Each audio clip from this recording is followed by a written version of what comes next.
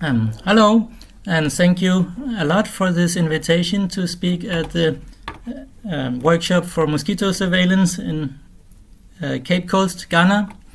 My name is Brydegaard. I'm from Lund University, and I will talk about photonic sensing of insects. I'm sorry I could not be there in person, but I assure you I've been many times to Cape Coast, and I will also go there again sometime. And indeed, you will see some of the slides coming from Cape Coast. So this picture here is an infrared picture of a laser beam in Tanzania. And you see here this mark here where an insect goes through the beam, whereby we can monitor, for example, malaria mosquitoes. All right, so why would we want to monitor insects? There can be many reasons. We can think about disease vectors, which can transmit parasites, bacteria, and viruses, both for humans and for livestock. You could think about agricultural pests, which can heavily affect agriculture and economy based on agriculture, which is common in Africa. And also you could think about pollinators and biodiversity, and if you can monitor the species richness and things like this to secure a healthy ecosystem. In particularly, we will talk about mosquitoes here.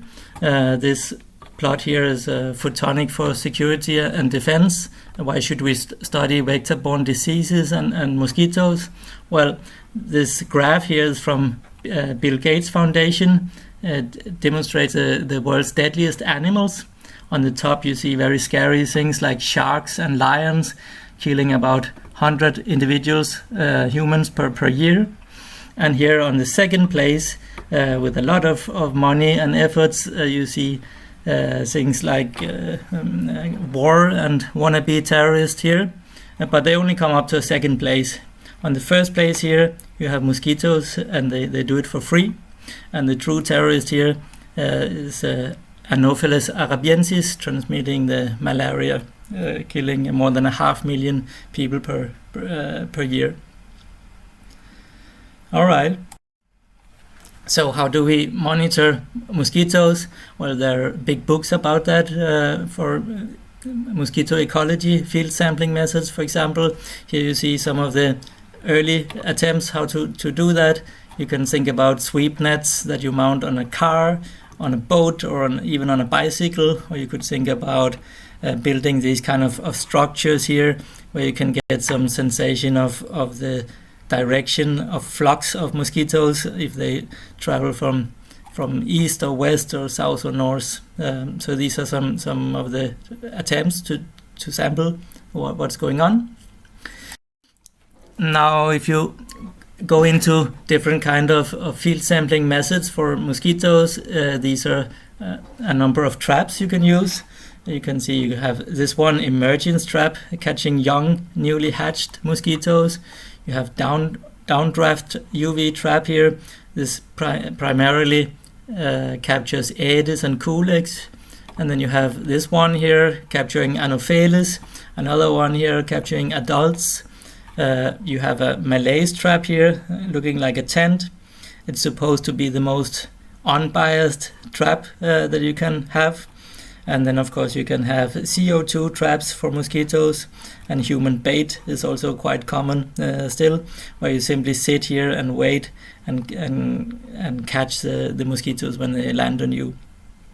And then of course you can have traps for specifically for gravid mosquitoes, which wants to find water where they can lay eggs. Okay, so this is only for mosquito analysis. Lots of different types of trap capturing different species, different life stages, and each of these traps only give you the information in one location and with a time interval of 1 day or 1 week. And after that you need a lot of time to analyze what you captured, either with microscopy or with genetics. So this also takes a lot of time. Now we could start to think about how insects differentiate among themselves, and how do they distinguish predators from prey, or how could they even distinguish not just which one is the right species to mate with, but also which one is beautiful and which one is ugly. All right, so there are different senses in insects. One is of course olfaction, smelling. I don't know much about smelling, but this is common in for example, in moths. Then you can have acoustic attraction, which is more relevant for mosquitoes. They can attract each other by the wing tone. Of course, as physicists, we know a little about acoustics also, so we could think about that.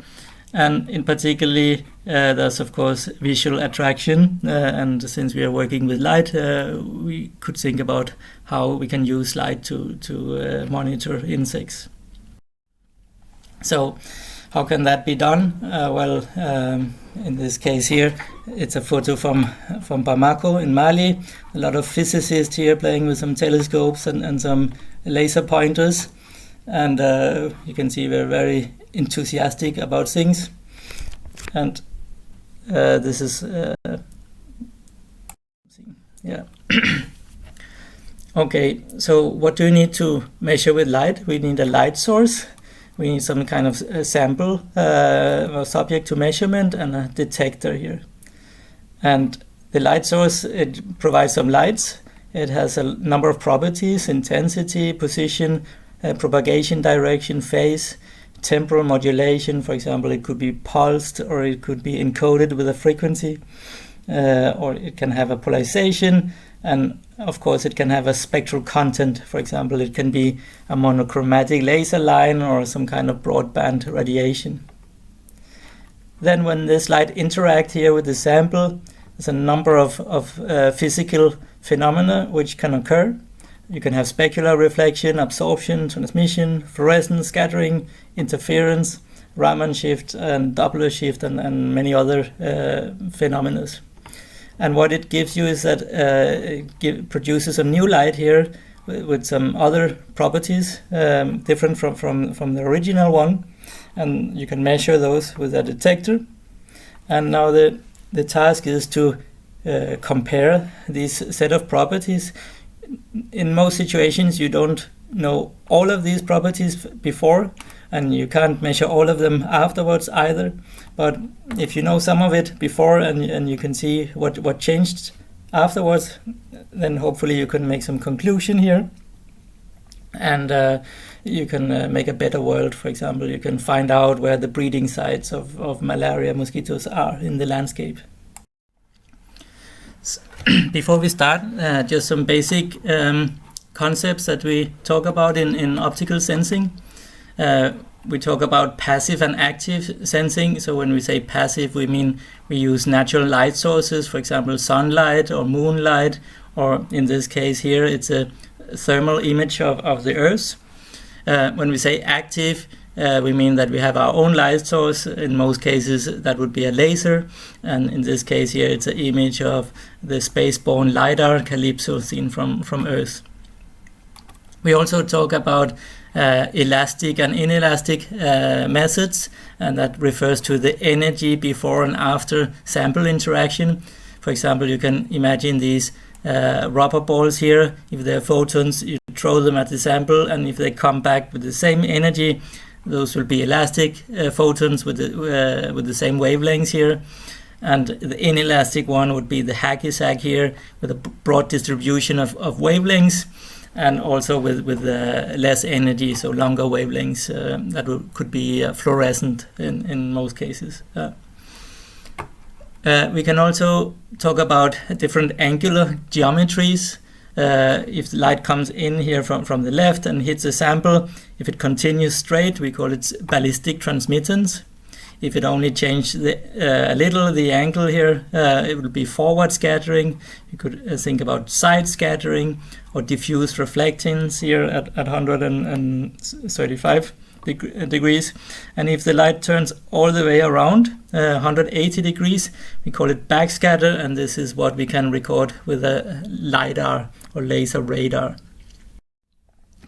Okay, so what approaches do we have to estimate the species richness of insects in the air? We can do sweep netting. Of course, this has great specificity because you can analyze the sample with genetics or microscopy, or even analyze the diet by isotope analysis. Problem is that it's manually. It costs a lot of money to analyze, and it takes a lot of time. You could also think about different smart traps here, where in this case here you attract species here to the light during the night, and they get fried by infrared heaters and then come down on this conveyor belt where they're imaged here, and you can then do some machine learning with this and image recognition and try to get the species there. But whenever you have a trap here, it will always depend on the design of the trap and also the bait. In this case, you only attract light-sensitive insects during the night. What we could think of with photonics and LiDAR is some kind of light speed sweep netting, where you have a beam of light here, and you simply capture and classify everything which goes through that beam. So that could give you a superior number of counts. We think of it as being unbiased and non-intrusive. The insects don't know that they're being sampled, and they stay alive after sampling. In principle, it could be real time and with an automated pipeline. One of the big challenges is to validate which observations you're actually seeing and which species give rise to the signal recorded. There are different optical domains that you could use to classify insects. For example, you can use space. We call that imaging here, and take high-resolution images of insect morphology. This is a very nice and intuitive way of classifying insects with a lot of literature.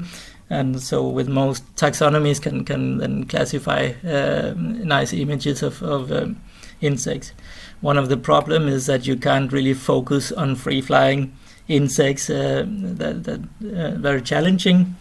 So you require some kind of trap, and also if you try to image, you don't have so nice photon economy. You could think about classification by frequency.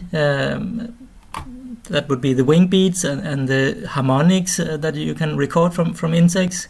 This is one of the first thing you have to do to classify insects.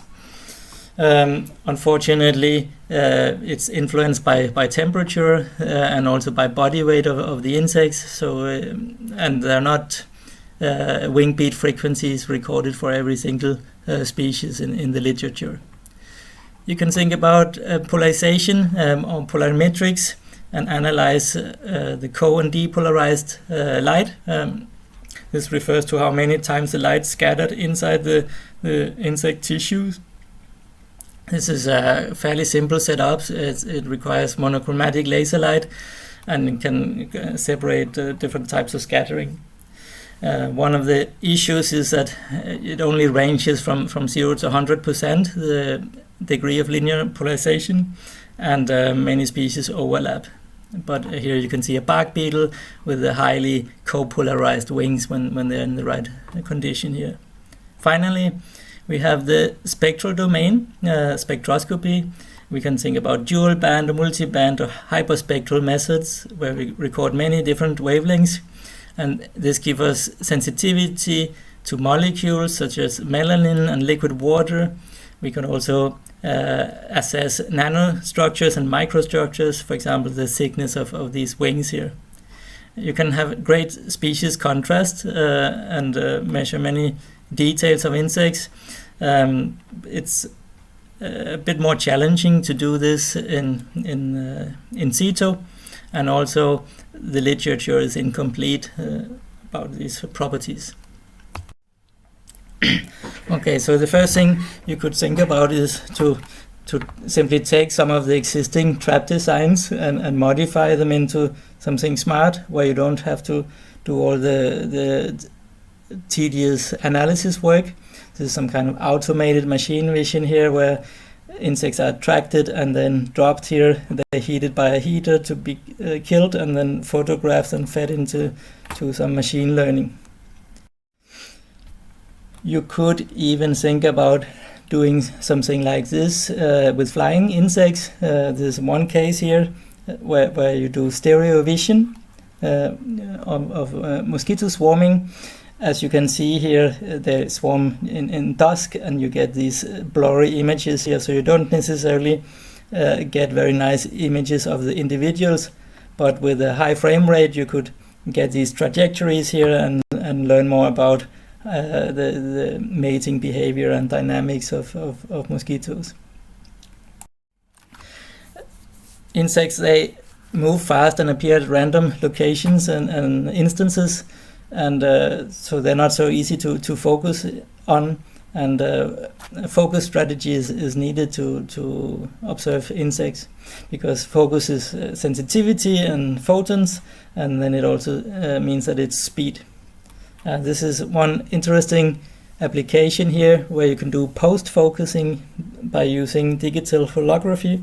You can see you collimate monochromatic light with these very large Fresnel lenses here, and in this study they're able to study the different trajectories around a bat net here, mosquito bat net, and you can see how mosquito try to find an entrance here. And the last results here in these studies actually show that you could get some kind of images here, which are then post-focused of mosquitoes. Another approach is to use the frequency domain. This is a very easy setup here. You simply have a jar, a cookie jar with the insect you want to study, a lamp here, and then a photodiode, which you connect to a multimedia PC here. You know, it's a bit old study, this one. Nowadays you could simply plug it into your smartphone or laptop and record the sound signal from the photodiode. This gives you some kind of waveform here, and if you do the frequency analysis, you can find a fundamental wing beat frequency and a number of harmonics here. You could then try to describe these differences here and classify different species according to their wing beat and according to the harmonic overtones. This concept with the fast sampling and kilohertz assessment of insect wing beats, you could think of employing this in different kind of electronic traps. For example, with a photodiode shining across the entrance of different traps, and some of them based on original trap design, like this one here. This is work from Crete, where you get these kind of wing beat oscillations that you can then cluster different species into. You could also think of some kind of backscattering instrument here, where you illuminate out in the air and listen to any reflected light here, also looking for wing beat oscillations. This is work from Fauna Photonics. So what information could be retrieved from insects in situ? We all know these small glowing dots here we see in the sunset, especially when we have the sun against us. But of course, if you use technology, you could start to resolve the frequencies coming from these insects, the polarization or the wavelengths. So what could we learn if we would do that? You could think about some kind of telecommunication dialogue with insects, where you say hello. This would be some kind of echo or spike in the LiDAR here.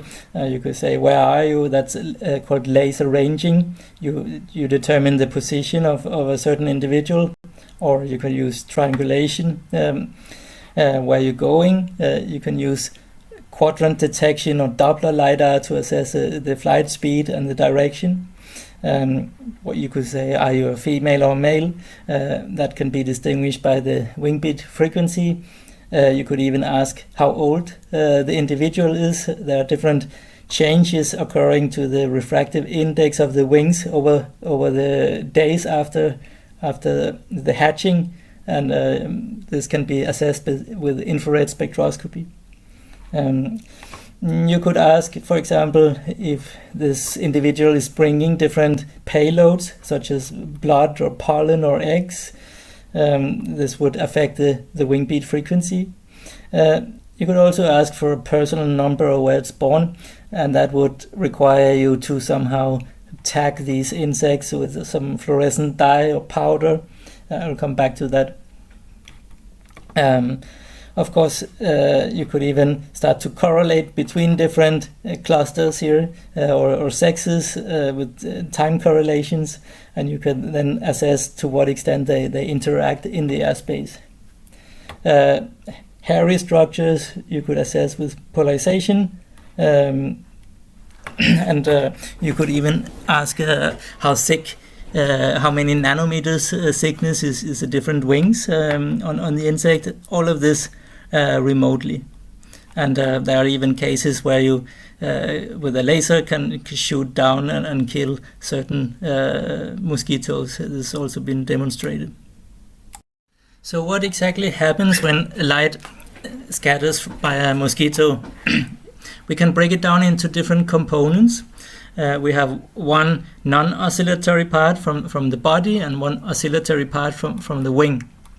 Then we can break it into coherent and incoherent scattering, and that would be the scattering which preserve the original polarization, the copolarized one. It only bounces off the insect's surface here very few times, and another part going into the abdomen, scattering around inside the blood meal or the eggs inside the abdomen and losing the memory of the polarization before it comes out again here. That would be the depolarized or diffuse part here.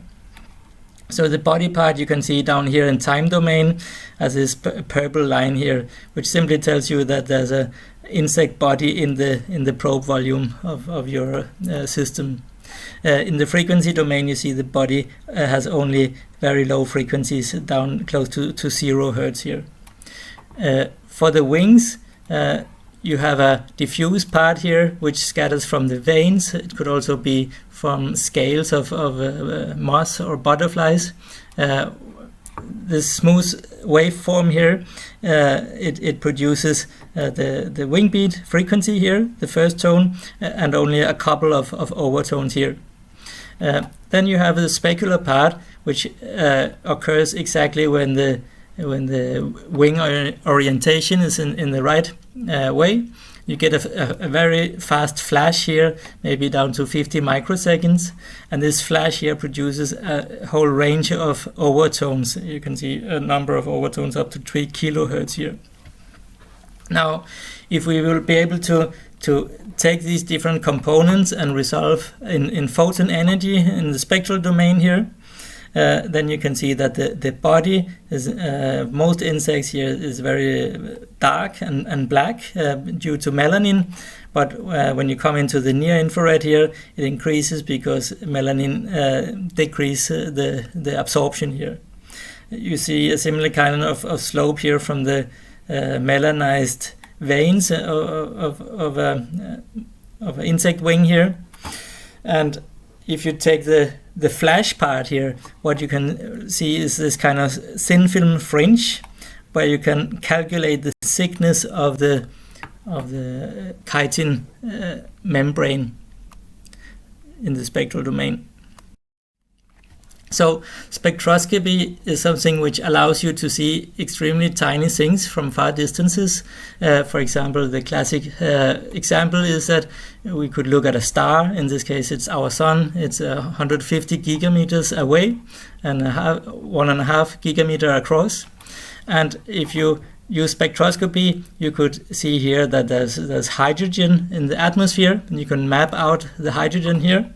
And if you think about it, what is this line you're seeing here that comes from the separation of these electron shells of the hydrogen atom, which is in the order of less than a nanometer. So that's very tiny thing that you can see from very far distance.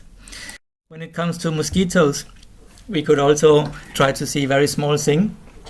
This is the reflectance of a Culex mosquito. One is 2 days old and one is 6 days old.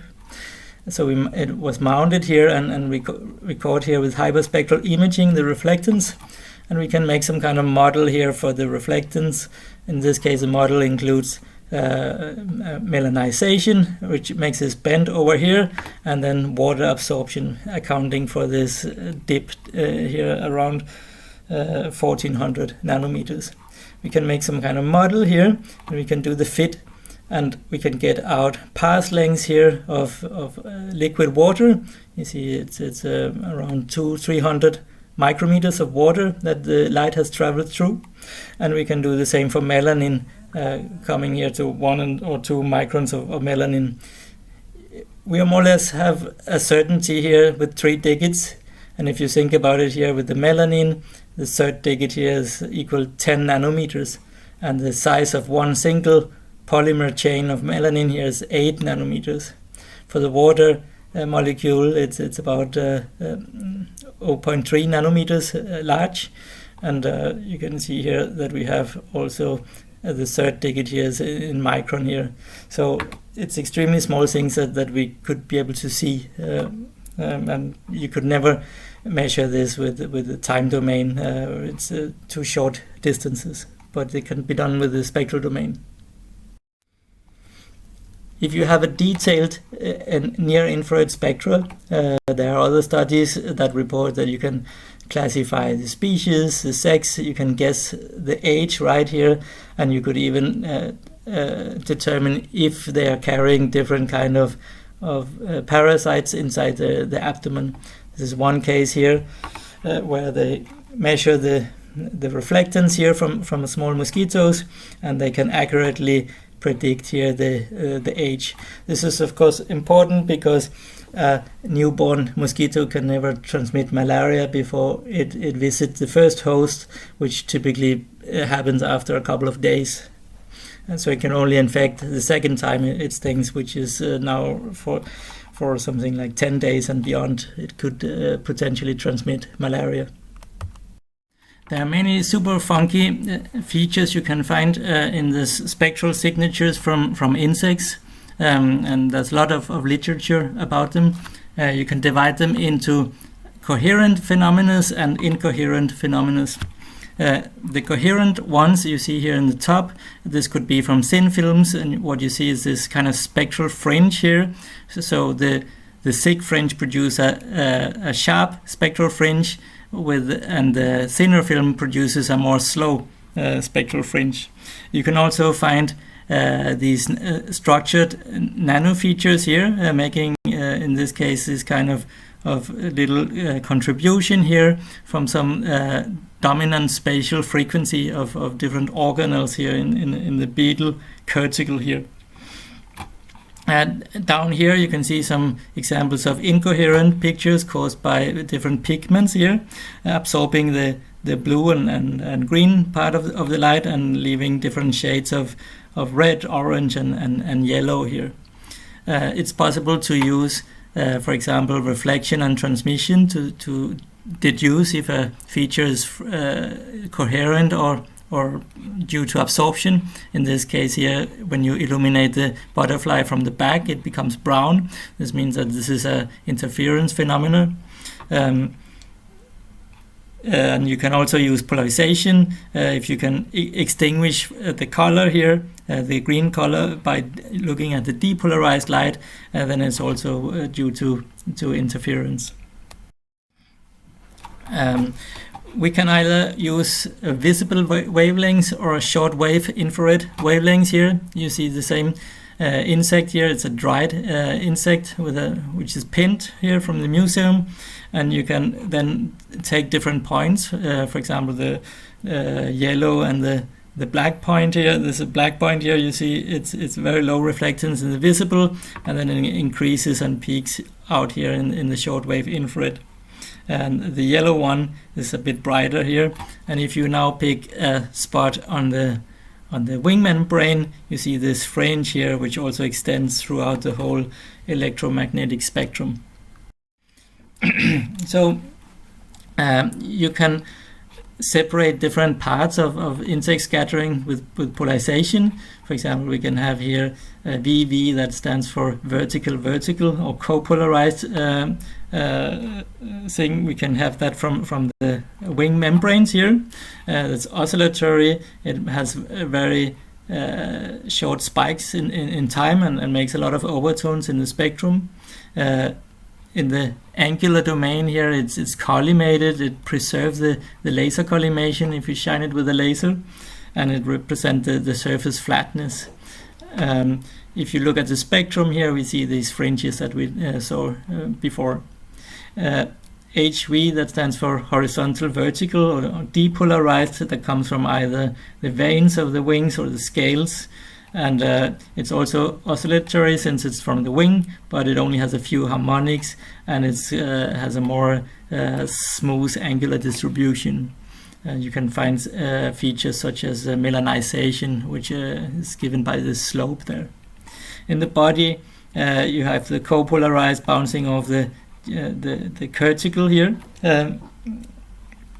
And you can find their structural colors from dominant spatial frequencies of small organelles in the cortical, like beetles and things like this. And you can also have a depolarized contribution, and this is light which has been inside the insect, for example into the intestines or into the blood meal or egg sac, and then has lost the polarization, and then when it comes out here it contains depolarized light. That part can be affected also by the water path length. So this is one example of what you can use polarization for. When light travels inside the tissue here in some path lengths here in micrometers, you can start out with completely linear polarized light from a laser, and then over distance and over time it forgets the original polarization until it's completely randomized here at 50%. This is some plot here from literature where you can see that you over the distance traveled in the tissue here, you start out with horizontal polarized light, and then when this one decays, you're producing depolarized light, and that it increases here, and at some point it converges and meet together here like this. So why is this interesting? Well, in one study here from New Jersey, they demonstrate that gravid mosquitoes, they depolarize light more because the light is bouncing in between the eggs here. These eggs are 2 micrograms thick, and this is very important because of course mosquitoes can only transmit malaria if they have been gravid once, and if you can then assess the gravidity state of the mosquitoes in your environment, it could help you to evaluate the risk of being infected by malaria. So you see a more depolarized signal here from the wing. You also see that, of course, the gravid ones, they are more heavy than the non-gravid, so they have to increase here. The wing beat frequency is also slightly larger here. You have wing beat frequency and depolarization for the gravid and non-gravid females. So this becomes particularly interesting because in Ivory Coast, Yamoussoukro, you have a polarization LiDAR. This is the setup of this system. You have 2 laser diodes here, linear polarized near-infrared laser diodes. One of them is equipped with a half wave plate where you turn the polarization 90 degrees, and then you superimpose the sources here with a polarization beam split and transmit. Okay. So when the light comes back here after having hit a mosquito in the air, it goes through here a linear polarizer and comes into your array here.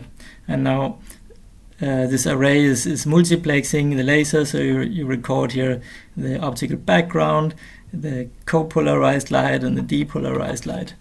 And this can be done extremely fast and many kilohertz. I think we run typically at 10 kilohertz in Ivory Coast.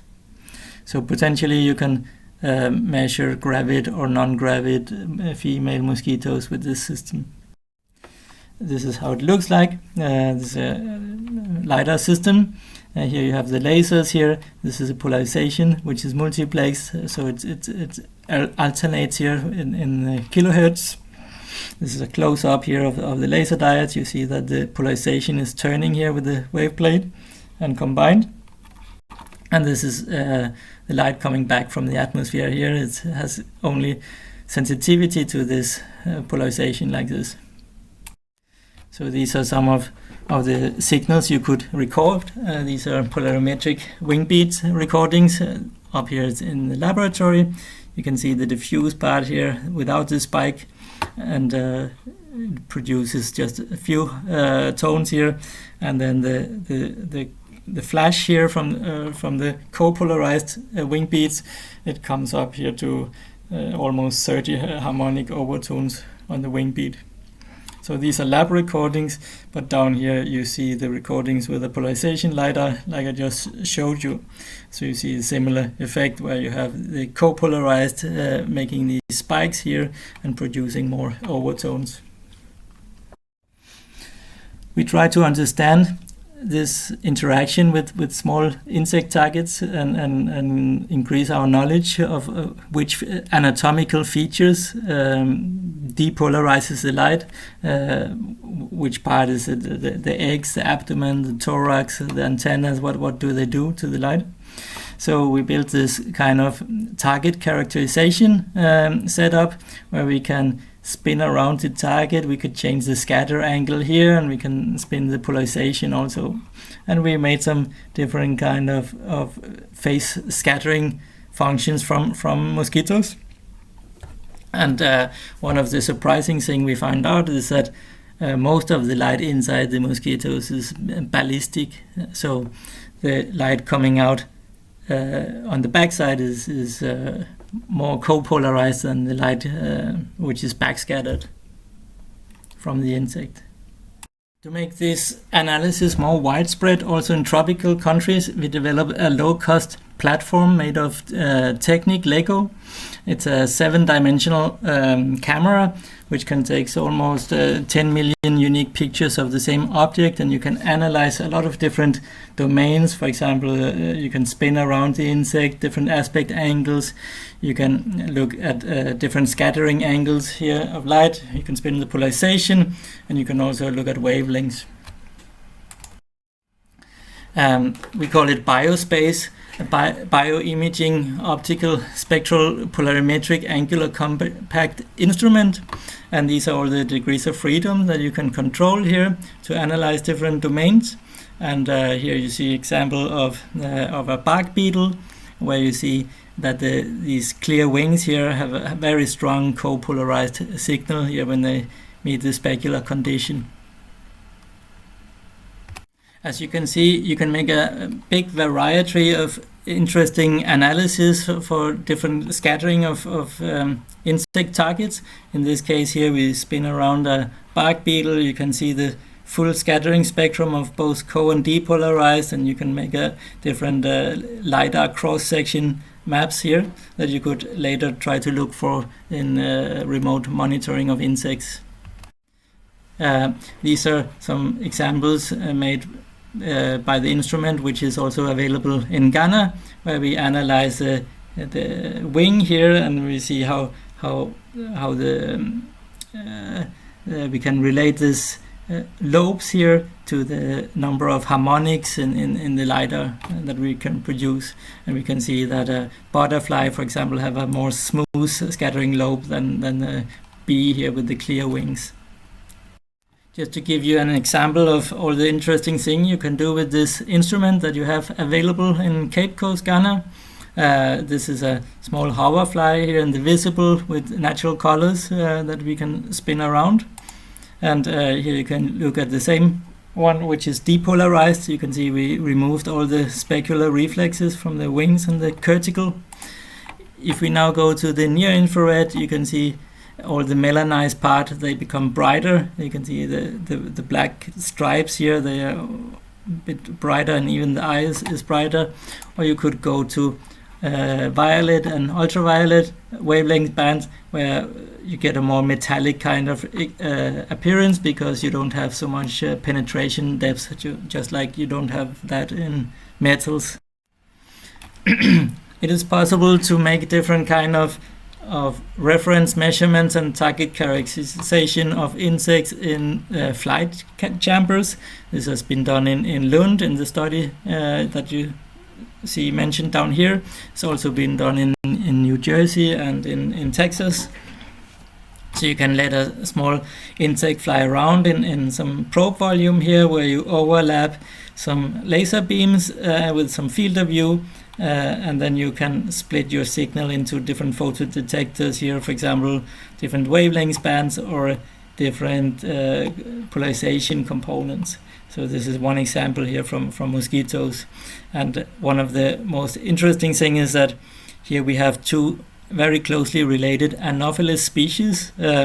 And according to the experts, it's very difficult to differentiate them even with the microscope. But here we can see a different spectral ratio from the wings here, and that is explained by that they have a different wing thickness, and this is something that you could not see in the microscope, but we could classify this, and so could a LiDAR, and we might be able to differentiate things with the LiDAR that even experts cannot differentiate with the microscope. I will start out by mentioning some of the passive techniques you can use to monitor insects. These are very nice because you don't have to worry about lasers or anything. One of the drawbacks is, of course, that they only work at daytime and mainly when you have clear sky. One thing you can do is that you take a telescope and you direct it over the field here, and then you look into a black cavity like this black box that we see here. And then in the image plane of the telescope, you put a fiber here to a spectrometer. And of course, most of the time you just see a black spectrum here. That's a static black one here, unless something flies in between the telescope and the cavity and scatter the sunlight into the telescope, when you then see some kind of spectral feature here. Of course, you have to calibrate it also midwise with some different reference spheres and so forth. So if you only look at the total intensity of all wavelengths over time, you see this curve here, and you observe insects as these kind of spikes here. And if you compare to a plume generated by this tractor passing by here, you see a distributed aerosol plume increases very slowly here, the scattering coefficient of the air, whereas insects appear and disappear rapidly, making these kind of spikes. And the way we detect insects is to look at the asymmetry. Of course, the spike only points upwards. Insects can only scatter positive amount of light. So we look at the symmetry and try to determine at what threshold here is it impossible that this is caused by noise. And then we define these as insect detections. With the spectrometer, we can then deduce how many spectral components we have here with singular value decomposition, and we can group the different shapes of spectra, for example, using hierarchical clustering into a number of branches here. Do that on this experiment. These are the centroid spectra. So these are the different types of spectra which were recorded over the course of this experiment. Some of the spectral features we can associate with the environment. For example, here we can see the chlorophyll. This is insects flying over the grasslands. Other insects, they don't have so much edge here because they're flying over a small stream of water. we can also see some effects here of oxygen in the atmosphere. Other spectral features that you see down here in the blue and green region, they are caused by these nanostructures here in the exoskeleton of these different species which are present at the site. So you have the males displaying some blue color here and the females in green colors here. And we also recorded that in the lab down here. So this allowed us to differentiate males and females of the two species of damselflies in this case here. And you can see we classify these ones here, and we also have ecologists counting the numbers, and we get fairly good agreement between the counts over the day, and also the ratios here between both observations by the ecologist and by the spectrometer. One of the nice features about photonically sensed insect observation is that you have very precise timestamps that you can put on every observation. And of course, if you have a weather station where you measure temperature or wind, which is changing over the day, then you can associate the activity preferences of different species here with different environmental factors such as wind or temperature. In this case here, we can compare the males and the females' sensitivity to wind and temperature. Similar things has been done for mosquitoes in Ivory Coast. You can talk to the Ivorians about that. These timestamps are given in microsecond precision since the birth of Jesus Christ. And of course, you can think that these numbers are more or less random when a certain insect decides to fly into your probe volume.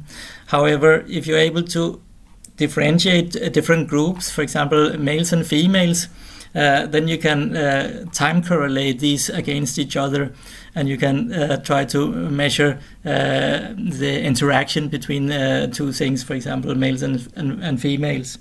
In this case here, we try to look for males following females, so that would be the thing over here. This means is that the likelihood of seeing a male could be higher just after you observe the female. However, what we saw is something opposite, where the females are coming just after the males. And one possible explanation for this is this tandem flying here, where you first see here the male, and then he grasps the female, which is then behind here. So this is actually tandem flying that you can see here. You can do other interesting things with sunlight and passive monitoring, simply by placing a photodiode in your telescope and looking into a similar kind of black cavity. Then you can do a spectrogram here, where you resolve the different frequencies of scattered sunlight as a function of time. And in this case here, it's from a workshop in Nairobi, where we built and practiced these setups. What you can see here is a tiny fruit fly here with a wing beat of 300 hertz. And this is then followed by a big predator, presumably a dragonfly, with a very low frequency of 60 hertz here.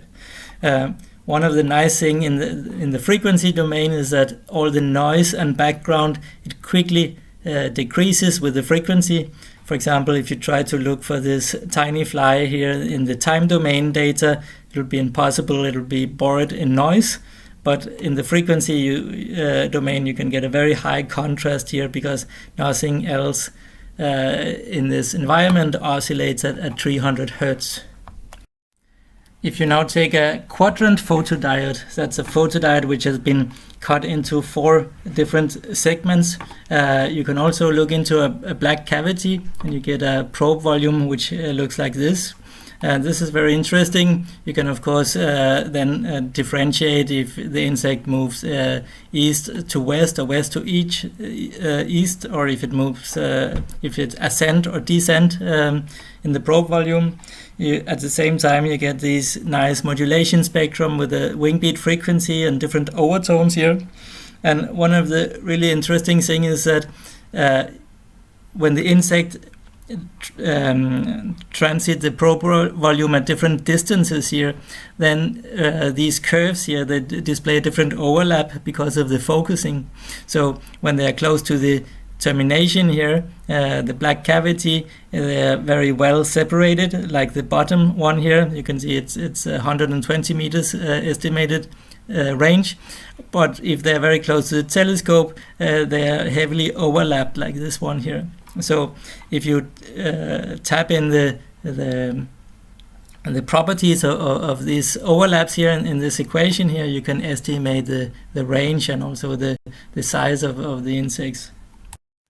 So I will now talk about active laser remote sensing, and of course especially things that you could do in Africa. This image here is from Cape Coast, with one of the systems that we have built over the years. We started out by finding this nice study here. It's about detecting bees with LiDAR. It's a very clever setup with a polarization beam splitter here and a quarter wave plates where the light scattered by bees here comes back and can be recorded at several kilohertz here. And of course the bees will produce this oscillatory signal here, and the application of this would be to map out landmines after training bees to associate explosives with nutrition. So this was one of our inspiration, and we tried to do something with the equipment we had available. We had this big LiDAR truck here in Lund, and we set it up here over this small stream to monitor some damselflies, and we tagged the damselflies with different powders, so red and blue powder here, and we have different channels here on the LiDAR. And after a lot of struggles and work here, I think we detected something like 700 observations over the course of 1 week. To be honest, it was not the most efficient setup, and some ecologists were not convinced that this was meaningful for ecology, or it was maybe more a distraction. So after some time, I figured out this nice principle here. It's called the Scheimpflug principle. It's a way to get infinite focal depths for free. So normally in photography, you can have a large aperture and a short exposure that gives you poor focal depths but great snapshot timing. On the other hand, you could use a small aperture such as a pinhole that would require you to have a long exposure time to collect photons. Then you get great focal depths but very poor timing, and you get motion blur here. So while the train is moving, everything would smear out. Now, the Scheimpflug principle relies on that you tilt here your lens plane and your detector plane so that they all intersect your object plane. And when we talk about Scheimpflug LiDAR, then the object plane is illuminated by a laser beam here. This is what I thought. So this is a Scheimpflug LiDAR method. We have here a laser diode. We expand it to a fat beam up to some typically 10 centimeter diameter. Then we illuminate a column of air here.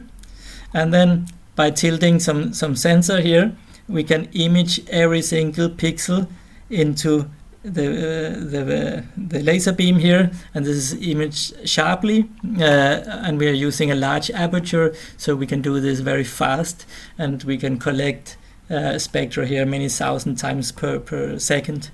This is one of the first implementation of this method here. Down here you see the receiver, and here's the detector which is tilted, and up here is the transmitter.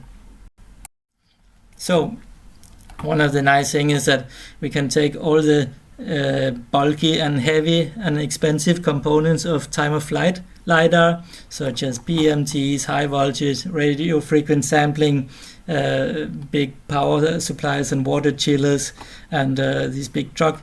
We throw it all out, and we can make it 100 times more funky with tiny and modern photonic components like laser diodes. This one 2 gram, fast line arrays like this one here, and we can even make a hyperspectral LiDAR with much more bands and much more resolution in time, in range, and in photon energy that can be accomplished with the conventional LiDAR approaches. So we started out playing with this in a workshop in Nairobi in 2012. Here we brought some different telescopes, some laser diodes, and we tried out some different concepts. One of the applications here was we could measure a Raman signal remotely just using a laser pointer here, a different purity of water.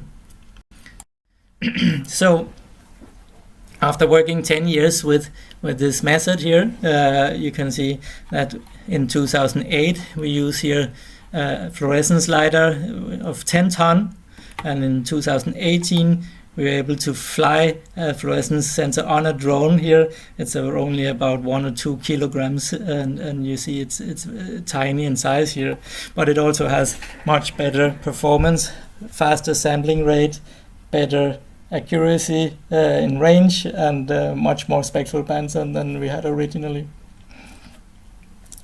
We can think about our environment as some kind of composition of different things. Our atmosphere here, we have a lot of molecules and atoms up here, and we can use ultraviolet LiDARs to measure that.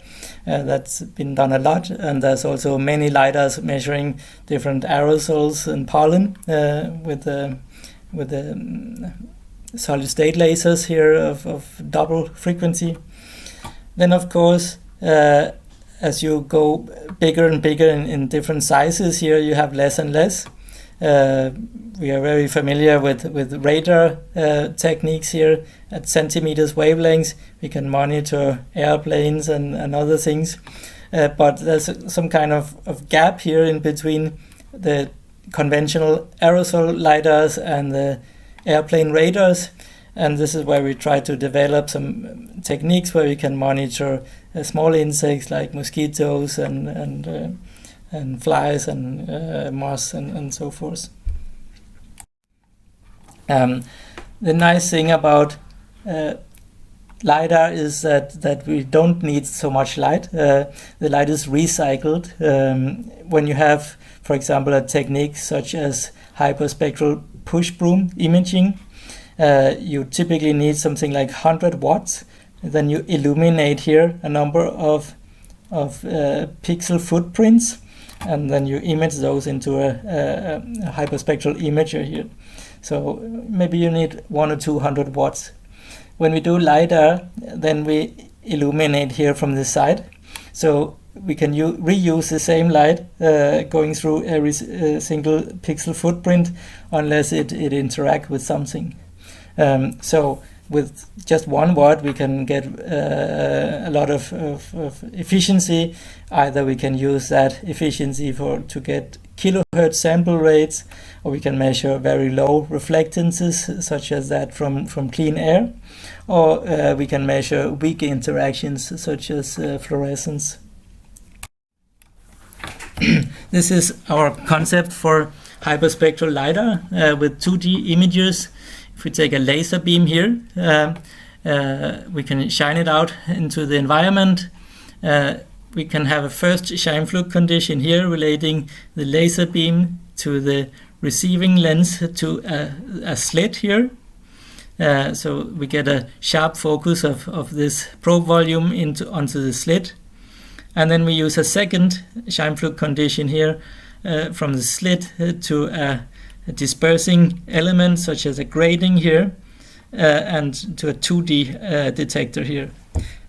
What this gives us is that we have a 2D detector here, that's a camera, And then in one direction we get the distance, that's laser ranging, and in the other direction we get the photon energy here. So this is a hyperspectral LiDAR. It looks complicated, but this is very easy to design in computer-aided design, and we can design this piece here where we put all the optical elements in the sandwich structure, and we can print that in 3D, and we did that in Ghana, and we could make this kind of system in a matter of 1 week, and then the next week it was ready to measure. The properties here is it was designed to up to 100 meters spectral range, visible and near infrared here, 70 spectral bands, much more than any other LiDAR you can find, and 1 watt of violet energy, and 120 hertz sample rate, about 2 kilos, and material cost of 3,000 euros. Some of the applications for mosquitoes, we had one experiment where we could feed mosquitoes with a sugar solution here with fluorescent marker dissolved in this, and you end up with mosquitoes with a nice fluorescent belly like this. And indeed we could detect this in the environment here. You see this is backscattered light as a function of range, time, and photon energy here, and the green dot here is when a tagged mosquito, it flies through the beam. We even did similar experiments in Ghana. Hampus will talk more about that tomorrow, but we could tag different kind of bees with these kind of powders here. That's a stingless bee center in Ghana. And you can get distribution and daily activity patterns of different kind of species of bees. So it's very promising. And this was done. This is a fluorescent LiDAR done in the middle of the day with lots of sunshine. So that was very successful. Of course, you don't always want to go around and powder tag every single insect that you want to monitor. So I will now talk about monitoring untagged insect, or just insects as they are naturally. One of the experiments we did was in Tanzania, where we went to monitor malaria mosquitoes. We did that in 2016, 1st September, during the big eclipse here, which covered the entire Africa. These are some of the images here from the campaign. We set up the LiDAR in a small village here, in a small hut, and you can see the beam going out to the atmosphere, and it was terminated here 500 meters later on a black reference here. And this is the system which resemble many of the other systems we are using throughout the time. The beam is coming out here in the top, and the signal is coming back here in the bottom. And these are some kids looking at the eclipse. So this is what we get in the data. This is a tiny fraction of the data, just 1 hour here in the evening. We call it the rush hour, where we have a lot of active insects.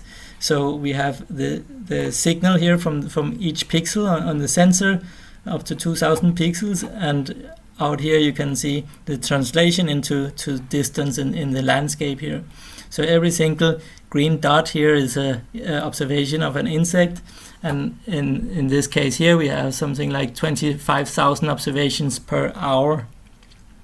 Now we can look into every single of these observations in the data, and they look like these things here, and if you integrate the pixels here, you end up with an oscillatory signal here. We'll recognize that from before. We have a body part here, which is the envelope, and then we have oscillatory part here, which derives from the wings. It's possible to parameterize this into this discrete spectrum here, with the fundamental frequency of the wing beat and then the overtones here for different cases. And out here you just see a tiny fraction of the raw data. This is 1 second and 100 meters. And you see here backscattered intensity as a function of time, range, and oscillation frequency. So on the bottom plane here, you see the atmosphere. This is the reflectance from the air. This has a little turbulence, so it looks like waves here, but you see very quickly when you increase the frequency, the background and the air become silent, and you get very large contrast to the different insects going through the beam. You see here you can have several insects at the same time at different ranges going through the beam, and they don't affect each other.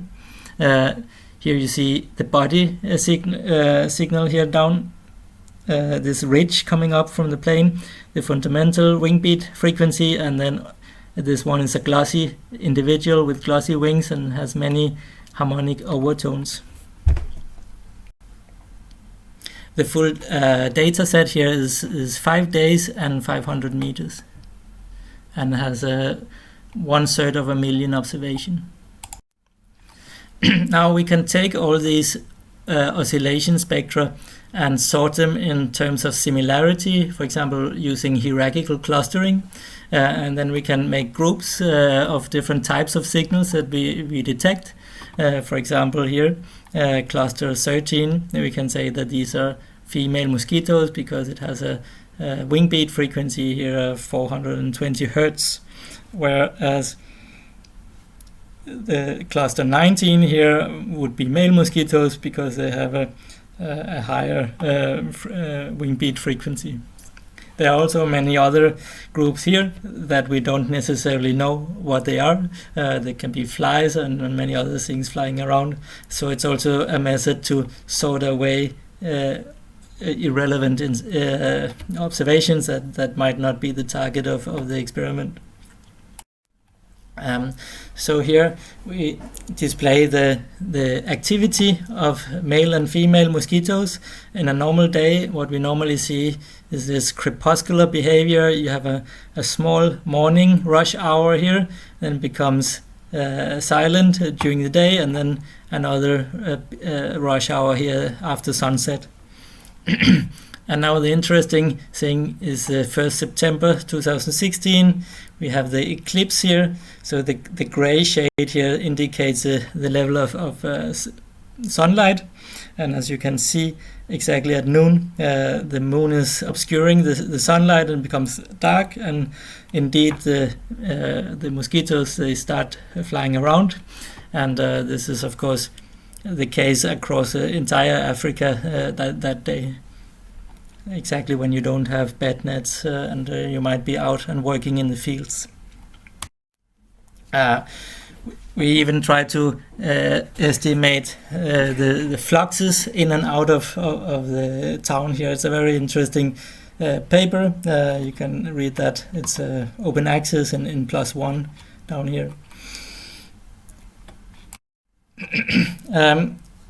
There are such systems available in Africa, for example in your neighbor country, Ivory Coast.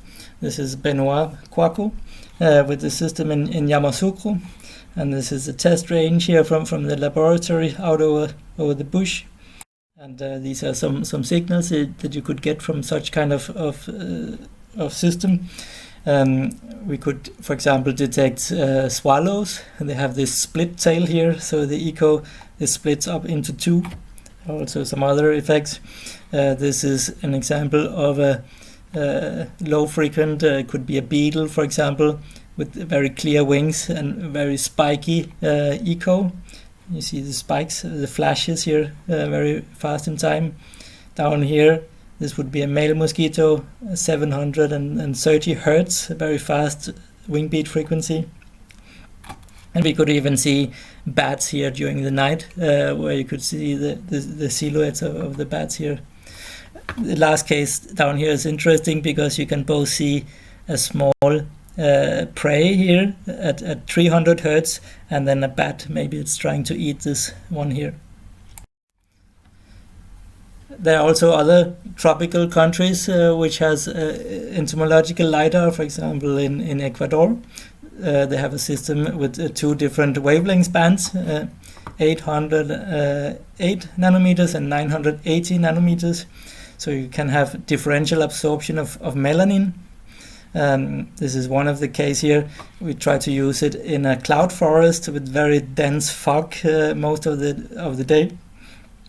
This example here is from a moth, where you can see the left and right wing oscillates here. You can also see the traces that the extinction that they leave here in the fog after the observation here. You see the black stripes here. In Africa, you don't use as many fertilizers as we do in Europe. But in Europe, we have these big monocultures and lots of fertilizers and pesticides and nasty things. So there's a big concern about the biodiversity and the loss of species richness in the landscape. So this means a lot of interest in the assessment of species richness, not necessarily detecting a specific malaria mosquito, but more counting the number of different species and also the abundance of these. So we can think about that we want some kind of tool looking like this one, where you can measure here a different amount of species in a certain place in the landscape, or you could measure the abundance here. And with all measurement tools, you'd have some kind of scale here. There'll be a place where you saturate your instrument. How many species could you differentiate with such a method? And you'll also have some kind of precision indicated by the ticks here on the dial of this instrument. So if we do this experiment and try to measure the amount of species using conventional tools such as a malaise trap here, you catch after a week, you empty the bottle and you ask an entomologist to sort how many of each family you have here. This is the result, and you see that you have a certain family dominating your catch here, and then you have less and less and less abundant families. And this can be explained by a power law here. In this case, you have something like 60 families. You can easily calculate that the number of insects you need to catch to have 60 different families is in the order of 100,000 individuals. Otherwise, you'll not have a chance to see the last one. In fact, the normal case of such study is that 30% of all your species or families here are only observed a single time.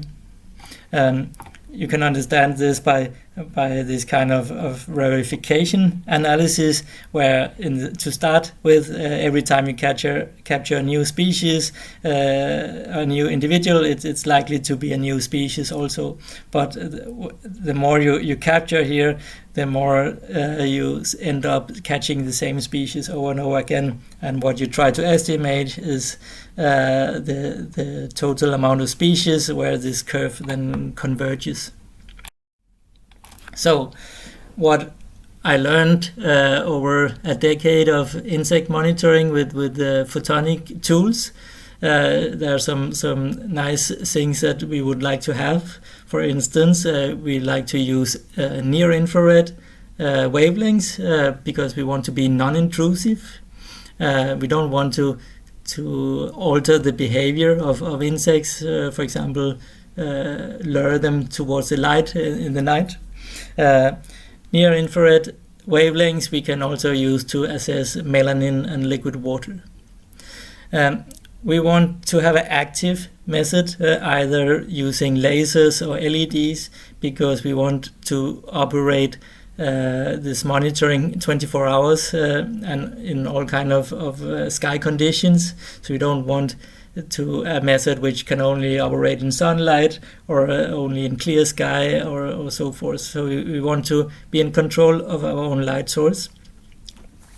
And then we would like to maximize our observations per time, especially if we want to try to measure the species richness. And one way to do this is to think about light economy. How do you exploit the light you're producing and using in your instrument. And one nice thing to do is to have an elongated probe volume, such as a beam in LiDAR, where the same light can be reused meter after meter until it intersects a flying target. What is exactly the instrument efficiency? Well, we could think about in how large volume can we detect an insect of what size and for how long. How long we can observe it, that makes a big difference for if we can see wing beats or not. For example, if you want to see the wing beats of a moth of only 20 hertz wing beat, you need to observe it for a longer time than you need to observe a mosquito. So the efficiency of a method is simply that is it 1,000 liters that you have the opportunity to detect a mosquito. Well, maybe that volume is less for another species, or which is smaller or bigger. Yeah.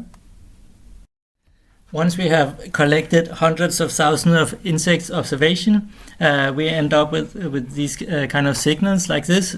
Then we can do a pairwise comparison of the signals. In this case here we have insect A and B, and we can try to ask the question, is this the same insect or is it a different insect? We can, for example, try to slide one waveform over the other and see how well it correlates, or we can calculate the power spectrum and take the similarity between the two power spectrum. We did this with our colleagues in Ivory Coast, and we studied 4 different sites at the campus at the university, bush, some ponds with some fish, some tomato and rice fields, and a big lake here in the center of the campus. Here you see the observation in terms of number per minute over the course of the day. You can see there are different daily patterns in the different sites. For example, over the lake here, you see very clear crepuscular pattern with a morning and an evening peak. Here at the ponds, you see a steady increase over the towards the evening, and you can see some other features here. This is just the distribution of the transit times. You can see in a windy day, in the case here of March 17, the transit times are a bit shorter here, so that might limit which frequency you could observe if there's a little wind. Here we see the linkages of the different sites. So this tells us how different are the different observations here, up to 100,000 observations. So we can look at these curves here and try to evaluate how many different species there are, or types of signals there are among the different habitats. And we can then plot here the number of observations per day versus the number of different signals per day. And we can see here that the lake here, it has not so many observations and not so many different observations, whereas the rice ponds and tomato fields, they produce a lot of different types of signals, and then the bush here, it produces a lot of observations but not very many different observations. If we look here at an example of the bush, there's 250,000 observations per day, and here we have can identify 15 different clusters here with these are the modulation spectra.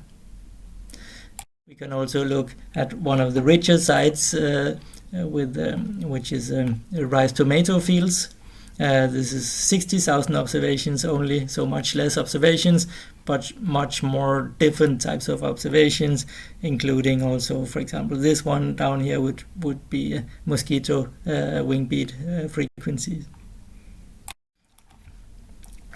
we started a similar kind of things to monitor the biodiversity in a virgin jungle in Ivory Coast. It's called Tai.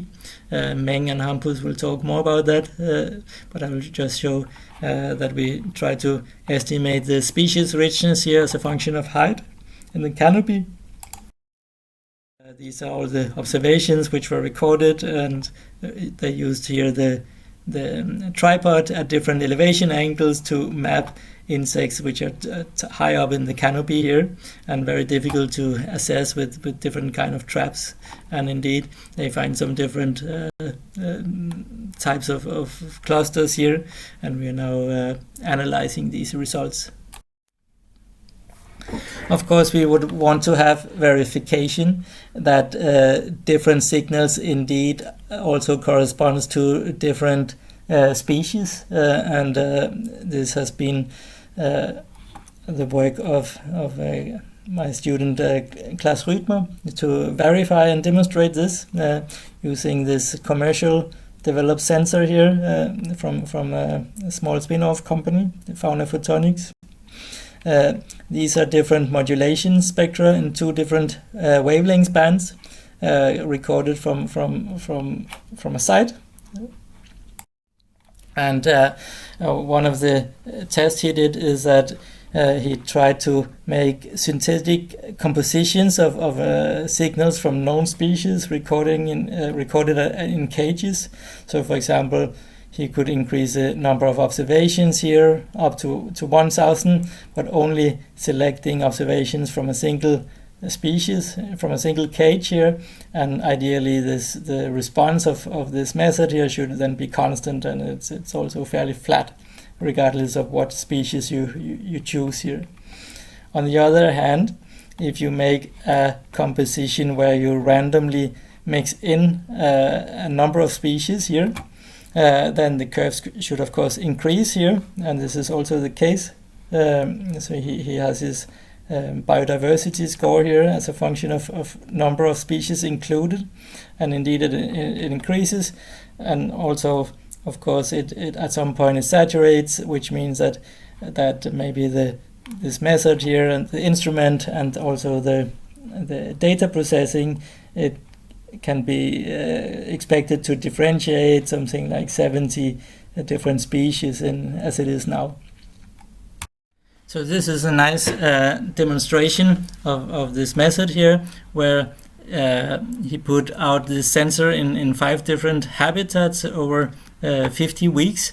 He measured this biodiversity score from his algorithm and this different types of signals collected, and then he correlated with the conventional method of analyzing the trap catch of these malaise traps. And as you can see, there's quite some nice correlation here between the number of families in the trap and the biodiversity score deduced from the number of diversity of the signals collected. So of course you should be skeptical and ask, well, how many species could the instrument measure, and what does it mean? You have some data, and you can of course ask, well, you can have good or bad algorithms. Is it limited, the amount you can recognize of your data pipeline and the code you're doing? Well, if this is the case, it's easy to fix. You ask some computer nerd to improve the statistics. Otherwise, of course, the instrument itself will have a limit to what it can differentiate. More complex instrument can differentiate more species. That's natural. So if it's limited by the instrument, of course, you can increase the complexity, add different wavelengths bands or different polarization bands, and you can ask some laser physicists to improve the instrument. And of course, they have a little more realism than the computer nerd. Of course, where we want to end up is a situation where the number of species is limited by the ecosystem and the habitat. This is when the tool becomes useful. And of course, if this is the case, then the real question is how can you improve your ecosystem and support more species, for example, using less pesticides or making a more diverse habitat or mixed plantation, for example, cacao plantation. You can mix in other endemic species and support a more healthy biodiversity of insects and pollinators also at the same time. So how can we differentiate insects? Well, we talked about wing beats a lot. Insect wing beats, they range from 10 hertz to 1000 hertz. They are affected by temperature and payload and always different from different sexes. If you only take a single species, a single sex, at a constant temperature in the lab, what you will quickly understand is that you have 30% of relative spread of this wing beat frequency. That means that you can fit 14 tones between 10 hertz and 1000 hertz. That's without overlapping. Unfortunately, wing beats are not distributed evenly between 10 and 1000 hertz. So it's not super fun to play a piano only with 2 octaves. But of course, this is a tone, and then there's also overtone. So just like you can play the same tone on a flute and a trumpet, and you can still recognize that these are different instruments. This is of course also the case when you have overtones for insects. If you have a glossy insect, it makes many overtones, and if you have a diffuse one, it only produces a few. So you might be able to distinguish more than just a handful of species here of both sexes. We talked about wing flashes, and this is one of the things we look into. Is this something which could improve the specificity and the number of discernible species?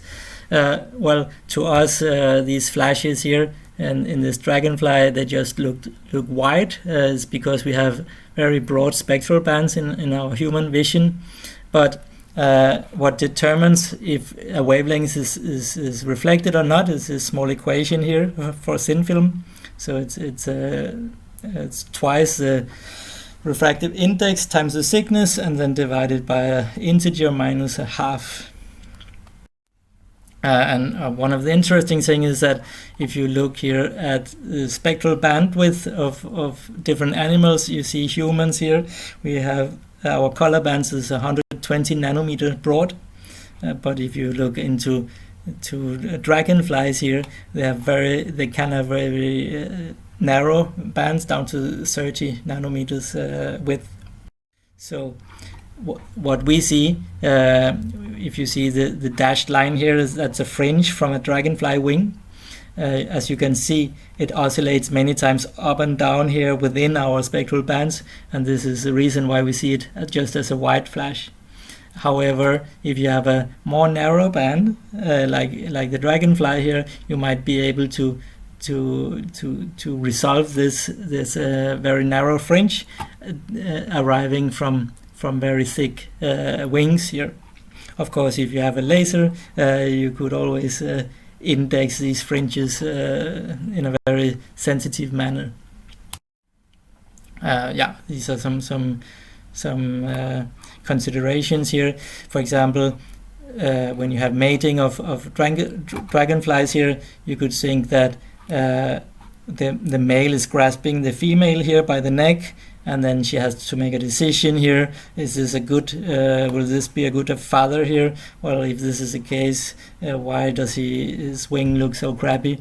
And she might then refuse to make his offspring and choose another male here. So this could be one reason that insects use wings to differentiate good and ugly males, and also differentiating between prey and predators and other things. Increasing species specificity by the spectral domain and the thin film physics of hoverfly wings. Meng can talk more about this, but we monitored a lot of these hoverflies here. You see these nice soap bubble colors. These are hyperspectral images. Every pixel contains a spectrum, and that spectrum we can calculate the thickness, corresponding thickness in every single point over the wing here. We can integrate the entire wing. This is what we would pick up from a laser radar, and we can get very consistent values here, 1.15 microns and 1.14 microns. So the thickness only differentiates with 10 nanometers. And this is distribution of thicknesses in the left and the right ring. You can see it's fairly consistent. Now the interesting thing is that whenever you make an optical sensor, if it's a E-trap or a laser radar or something else, it's based on a certain wavelength. And here we have two different wavelengths, and this is how they respond to wing thicknesses of different thickness. So in this case here, you can see if you vary the thickness of the membrane here only 200 nanometers, then you get resonances in one or the other band here. So it's very sensitive to small variation in the thickness. So if different species have different thicknesses, then you could also expect to differentiate them with a dual band LiDAR. And indeed, Meng can explain you more about this, but after a lot of work here, she can demonstrate that in general the thickness here is significantly different between most of all the species of hoverflies. These are all related, all the same family here, just different species of the same family. So it's very promising, this, and you can also see difference between the sexes here. We try to determine if the wing thickness is just another measure of the size, if it scales together with the area of the wing. This is not really the case. It's really something complementary. For example, you can see this species here, it goes out perpendicular to the general trend here of the isometric scaling, and you can see that the males and females they stay together. They have the same aspect ratio. Indeed, you can try to estimate the classification accuracy by including different features here, wing beat, thickness of the wings, and other things. And you can see that when you include this, it improves this classification specificity of different species to a large extent. We can also think about the surface roughness of Lepidopteran. They have these scaled wings here. So when we use different wavelengths here, if we use a short wavelength here and bounce it down on a rough surface, just like a ping pong ball, it will go out in any kind of direction. But if we have a large ball here, a large photon, like a basketball, we hit it on the surface, it will to large extent remember the incident direction and bounce off in the opposite direction here. This will be the same for photons. So the long-waved photons, they will bounce off specularly. And indeed, when we look here at the infrared images, you can see that the wings they start to shimmer here. And we can assess the surface roughness in submicron features here to see if different species produces specular reflex at different wavelengths. You can read a lot more about this and ask Meng tomorrow, but it's also very promising. You can use melanin, you can use surface roughness and polarization, and you can differentiate a number of otherwise fairly similar looking brown moth. One of the really nice examples that came out of this study is a certain pepper moth here, where you have two morphs. This is the same species, but that you have a black and a patchy, more bright morph here, and these are these 2 points here, the two green points. So the story goes that the melanized one here, it came out during the Industrial Revolution, where all the white stems of the birch tree became sooty and black. So this one was more successful in hiding at the trunk here during the day. But this is of course just melanin. But what we show is that also the surface roughness is very different from between these two moths here. And when we investigated this with electron microscopy, this was also the case. We could see a different surface structure on this. So it's not only the pigmentation, but also the structure. Well, I show this equation down here. That's the Abbe's diffraction limit.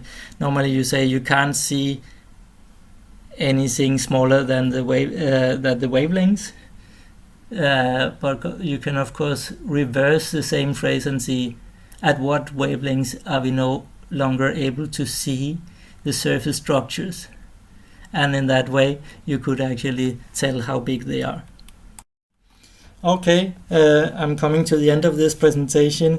I want you just to show the very last accomplishments from Lund. Might not be relevant in Africa, but it's possible to resolve insect wing beats in range and time and photon energy with hyperspectral LiDAR.